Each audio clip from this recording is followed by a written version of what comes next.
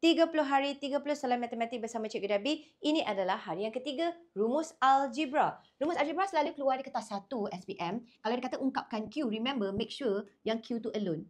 Okay, first thing first, Q tu kat bawah dan dia bukan alone. So macam mana? Yang bawah tu kena naikkan atas dulu. Okay, nak tahu satu trik tak? Kalau yang ini kita naikkan ke atas, dia boleh tukar tempat tau. Dia tahu dia jadi darab. Tapi nanti P tu kena tendang ke sini. So dia akan jadi bahagi. So maka cikgu sebenarnya boleh swipe ini atas, ini bawah. Terus. Boleh. Shortcut. So sekarang kita nak carikan Q alone. 6 tu tak nak. Ni kan bahagi 6. So kalau kat tepi tu, korang letak macam ni. Darab dengan 6. Senang untuk tengok. Punca kuasa jadi kuasa 2. So biar Q alone, then everybody here must be kuasa 2. So 7P tolak 1 jadi kuasa 2. Per P pun kuasa 2. Darab 6 pun kuasa 2. Sekarang korang tengok apa yang saya nampak. Yang ni dengan ni kan kuasa 2. Sama kan?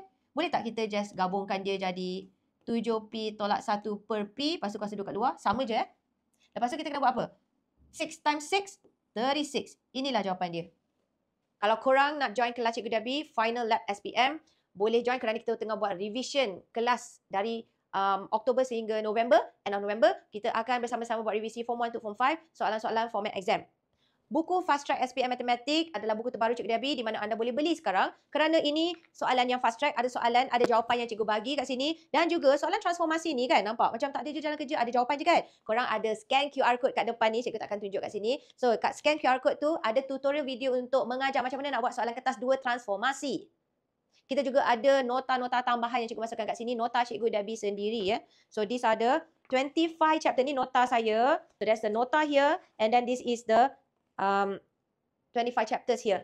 Alright, so you guys kalau nak beli, boleh beli sekarang.